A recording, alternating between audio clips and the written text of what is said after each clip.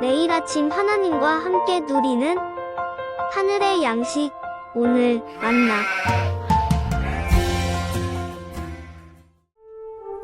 여호사밧의 아들 여호람의 아우들 아사랴와 여히엘과 스가랴와 아사랴와 미가엘과 스바디아는 다 유다 왕 여호사밧의 아들들이라.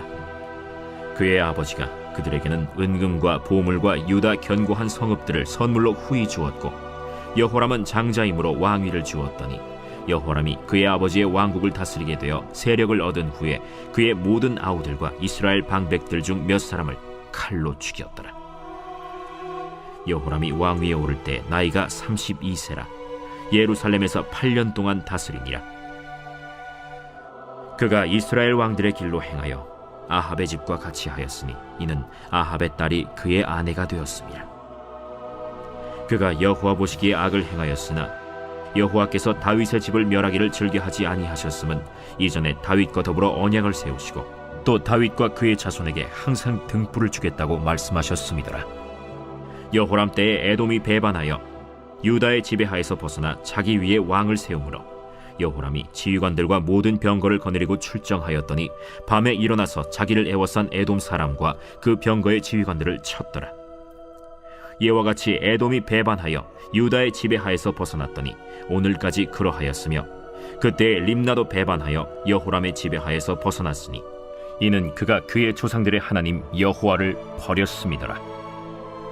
여호람이 또 유다 여러 산에 산당을 세워 예루살렘 주민으로 음행하게 하고 또 유다를 미혹하게 하였으므로 선지자 엘리야가 여호람에게 글을 보내어 이르되, 왕의 조상 다윗의 하나님 여호와께서 이같이 말씀하시기를, 내가 내 아비 여호사밧의 길과 유다 왕 아사의 길로 행하지 아니하고 오직 이스라엘 왕들의 길로 행하여 유다와 예루살렘 주민들이 음행하게 하기를 아합의 집이 음행하듯 하며 또 내 아비 집에서 너보다 착한 아우들을 죽였으니 여호와가 내 백성과 내 자녀들과 내 아내들과 내 모든 재물을 큰 재앙으로 치시리라.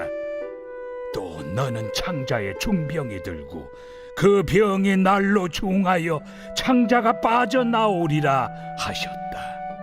여호와께서 블레셋 사람들과 구스에서 가까운 아라비아 사람들의 마음을 격동시키사 여호람을 치게 하셨으므로 그들이 올라와서 유다를 침략하여 왕궁의 모든 재물과 그의 아들들과 아내들을 탈취하였으므로 막내 아들 여호아하스 외에는 한 아들도 남지 아니하였더라.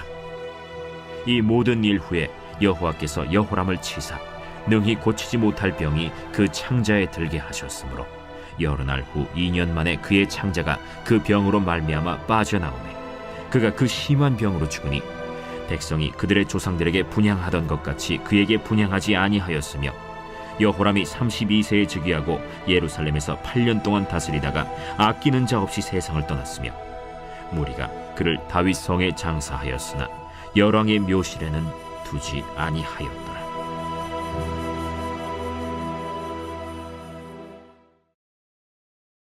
오늘 본문은 크게 세 가지 구분이 가능합니다. 여호람의 통치 시작과 말로, 주변국의 반역, 그리고 이 중심에 위치하는 엘리야의 편지입니다. 본문은 여호람의 통치로 시작해 폐위로 마무리되고 있죠. 그리고 주변국의 반역과 그 이유를 설명하는데 결정적인 역할이 엘리야의 편지입니다. 여호람의 통치가 시작됩니다. 장자였기에 아버지로부터 왕위를 물려받았다고 말하고요. 그 이후 부정적인 면이 소개되기 시작합니다.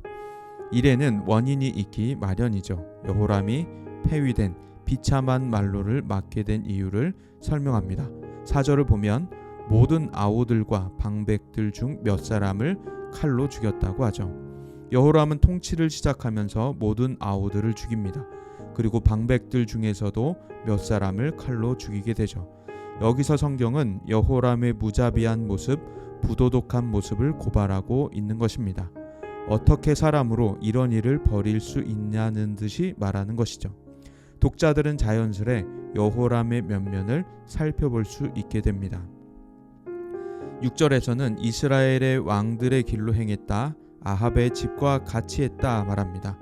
아합의 길로 행하게 된 이유는 아합의 딸을 아내로 맞이했기 때문이다 라고 말하고 있죠. 이것은 여호와 보시기에 악했으나 하나님께서 다윗의 집 멸하기를 즐겨하지 않으신다고 덧붙입니다. 그러니 여호람은 부정하나 하나님께서 다윗 언약 때문에 공동체를 징계하지 않고 계신다는 말씀입니다. 그렇다면 여호람은 왜 그랬을까 생각해 보자면 여호람은 모든 아우를 죽이고 방백들 중에 몇을 왜 죽이게 되었을까? 그것이 보고 배운 전부였던 것이죠. 자신의 권력을 더 강화할 수 있을 거라 여겼고 잠정적인 경쟁자인 그들을 숙청하고요. 자라오며 방백들 중에 자신의 마음에 들지 않았던 사람들이 있었겠죠. 권력을 잡자마자 그 사람들까지 숙청한 것입니다. 이스라엘 왕들의 길로 행한 것은 그가 배우고 따라하고 싶었던 것이 그게 전부였던 것이었고요. 아합의 집과 같았다는 것은 아합의 딸의 영향력 속에 들어갔다는 것이었고 또한 여호람도 아합과 같은 성정이었다는 것을 말하고 있는 것입니다. 이제 엘리야의 편지가 쓰여지고 있습니다. 하나님께서는 엘리야를 통해 편지를 쓰고 계시죠. 역대하가 고발하고 있는 내용을 엘리야가 똑같이 말합니다. 이스라엘 왕들의 길로 행하고 아합처럼 했고 때문에 예루살렘과 유다 주민들이 음행했다는 것입니다. 그리고 아비집에서 너보다 착한 아우들을 죽였다는 것이죠. 한 나라의 지도자가 하나님 앞에서 바른 정치를 하지 않고 자신의 야망에만 심취해 눈이 멀어 있으니 나라가 음행의 길로 가게 되는 것이죠. 여호람에게 예고된 징계는 이렇습니다. 여호와께서 여호람의 백성, 자녀들, 아내들 모든 재물을 큰 재앙으로 치시겠다는 것이죠. 여호람은 창자에 중병이 들고 그 병이 날로 중하여 창자가 빠져나오게 되겠다는 것입니다. 엘리야의 편지를 중심으로 앞뒤에 타국의 반역과 전쟁 이야기가 실려 있습니다. 8절부터 11절까지는 에돔과 림나의 반역이, 16절부터 17절까지는 블레셋과 아라비아인들의 반역이 나타납니다. 그리고 결론적으로 여호람의 폐위와 죽음을 말하고 있죠.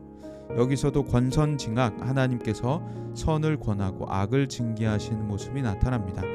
하나님께서 엘리야를 통해 하신 말씀대로 이루어지게 되죠. 타국이 유다를 칩니다. 블레셋과 아라비아 사람들이 여호람의 왕궁을 침략해 그 모든 가족을 칩니다. 여호람은 못 고칠 병이 창자에 들고 더 심해져 창자가 빠져나와 죽게 되는 것이죠. 그래서 오늘 본문 말씀을 통하여서 우리는 여호람의 길로 가지 않기를 바라며 기도하기를 소망합니다.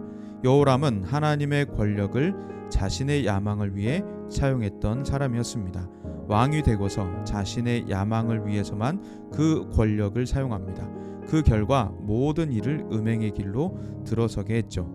우리도 하나님께서 주신 것들이 있습니다. 그것이 어떤 형태이건 나의 야망을 위하지 않고 하나님의 영광을 위해 사용할 수 있기를 바랍니다. 다른 일을 죽이는 데 사용하지 않고 다른 일을 살리는 데 사용하기를 바랍니다. 예수님은 자신의 하나님 아들 된 권세를 가지고 우리를 자유하게 하신 분입니다. 우리를 즐겁고 평안하게 하신 분입니다. 우리가 예수님만을 닮기를 바랍니다. 또한 여호람은 선을 배우지 않았습니다. 악을 배우고 악을 훈련하고 악을 답습했습니다. 그렇다면 우리는 배우고 있는 것이 무엇일까요? 우리가 지금까지 배워왔던 것, 또 우리가 배우고자 하는 것들은 무엇일까요? 여호람이 이스라엘 왕들의 길로 행했듯 우리는 세상의 악한 길로 걷지 않기를 바랍니다. 우리는 선한 목자 되신 예수 그리스도를 바라보고 그를 배우고 그의 삶을 훈련해 주의 제자된 길을 걸을 수 있기를 소망합니다. 마지막으로 여호람은 즉시로 회개하지 않고 자신의 야망을 위해 버틴 사람이었습니다. 여호람은 끝끝내 회개하지 않았죠. 회개할 기회가 계속 주어졌을 것입니다. 엘리야의 편지가 마지막 경고였겠죠. 하나님의 말씀이 선포됐지만 끝내 회개하지 않았습니다. 하나님은 오래 기다려 주시지만 결국엔 징계하시게 되었죠. 그의 처참한 말로를 보게 됩니다.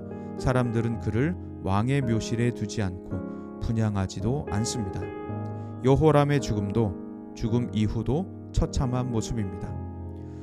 이와 같이 처참한 인생을 살았던 여호람, 우리가 그 길로 걷지 않고 예수의 제자된 길로 걸을 수 있기를 소망합니다. 혹 우리 속에 여호람의 그림자가 드리우거든 즉시로 제거할 수 있기를 소망합니다. 우리의 인생 여호람의 길로 가지 않고 시편 1편이 말하는 악인의 길이 아닌 의인의 길로 걷기를 소망합니다.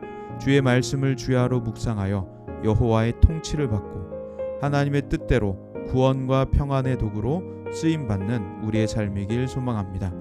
오늘도 성령 충만하여 성령과 동행하며 하나님만을 바라보고 예수의 삶을 묵상하고 닮아가 참된 제자로 살아가시는 우리가 되기를 간절히 소망합니다.